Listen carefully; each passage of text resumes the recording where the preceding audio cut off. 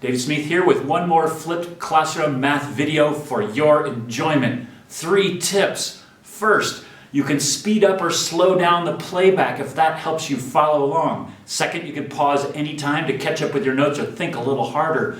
Lastly, you could turn on the captions, which will show you my words on the screen below.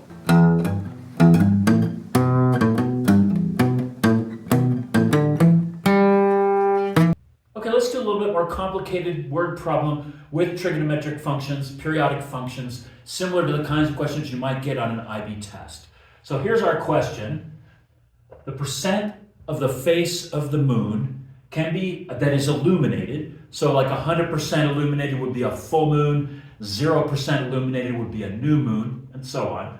So the percent of the face of the moon that is illuminated can be modeled with a function in the form y equals a times sine of b times x plus d. This is our function form that we've been using so far in our chapter. So the first question is to find the values of a, b, and d, and your tool here is this graph. It's got enough information for you to do that. Let's orient to the graph first. The horizontal x-axis is days, and that's how we look at this, like on what day will the moon be so full, or how full will the moon be on this day. And then on the y-axis, we have the percentage of the moon that is illuminated. So you can see here at this point, we are 100% illuminated. That's a full moon right there. And then we go down here, we're at 0% illuminated. That's a new moon, and so on. So I want you to pause the video. You have the skills, and go ahead and figure out what A, B, and D are. Now there's a lot of ways into this problem. You can figure out each one of these separately. I'm going to start with my A, my amplitude. So the equation for that is the max minus the min divided by 2. So our max, we're at 100%. Our min, we're at 0%. So that's 100 minus 0 over 2, which gets us 50. So 50 is our A. So we'll just write that over here. A equals 50. Okay, now how about our B? We have a special equation for B. We have that the period equals 360 over B. Okay, so we know our period. Our period is 28 days. That's the time it takes to go all the way from one point to the same position on the graph. So we know that the period is 28, and that's going to equal 360 divided by b. Now we can just switch these two. This is a kind of algebraic shortcut, and we get b equals 360 over 28. So my b is 12.86. Okay, so now we have our b, that's our period, or not our period, but that's the b that modifies the period. Now finally we have our last one, we need our c, we need our principal axis. And that's just going to be sort of the halfway up and down point of our function. And that's pretty easy to see. Since the function's min is at 0% and the max is at 100, the principal axis is going to be halfway between. So that's just going to be y equals 50. So that's our c. Our c equals 50. Okay, so now the B part of this problem is write the function. So go ahead and pause the video and write the function. Now that you've found your A, B, and D, what did I do wrong?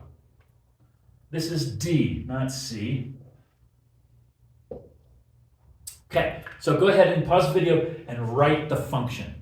Okay, this is what I get. Y equals 50 sine of 12.86x plus 50. So there's our function for the phases of the moon as a function of time, as a function of days. All right, here's a question.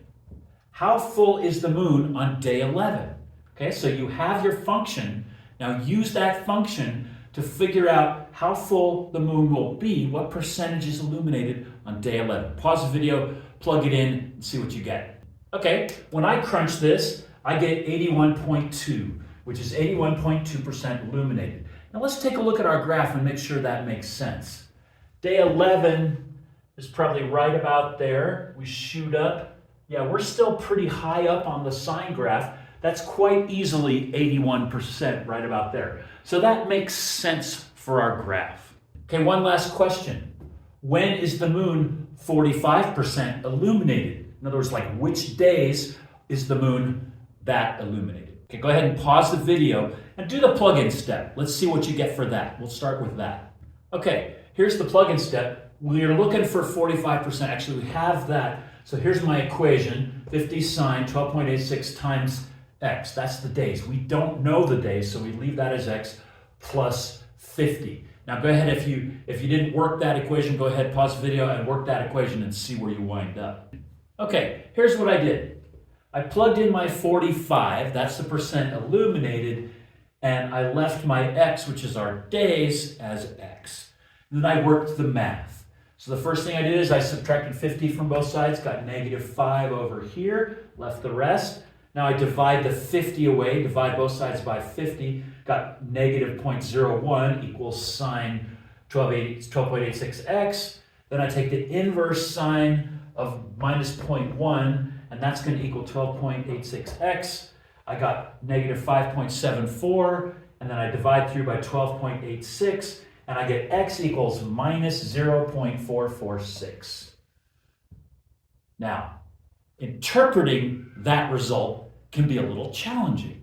So what I want you to do is pause the video. Remember, we're looking for the days where the moon is 45% illuminated. So pause the video, see what you can do. Okay, let's see how you did. This is tricky. -0.446. So that means it's negative days. So here it is. We're -0.446. So right in here, at a little less than minus half a day, we're going to be at 45%. Now, in our graph, we don't have that. So what we need to do is recognize what's going on here. We're at the 50% illuminated part where our graph starts, so we're at -0.446 days at 45%. So we're going to be plus 0.446 here, because we're on either side of the peak of the max. So this one is 7 plus that this way. We're going to be 7 plus that way. Or we're going to actually be 14 plus that. So this point here, where we are at 45% illuminated, is going to be 14 days plus this 0.446. So it's going to be at about 14 and a half days. And then check this out, more critical thinking. If you want to get the second point on our graph between 0 and 28 days, you've got to go all the way along to here. Now it's going to be before 28 days, because at 28 days it's 50%.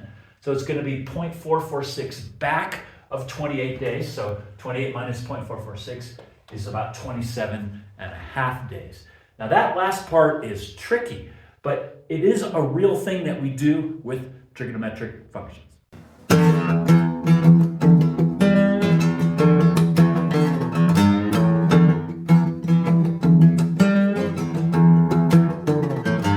All right, now that you've watched the video, take a minute and jot down any remaining questions so you can bring them to our next class.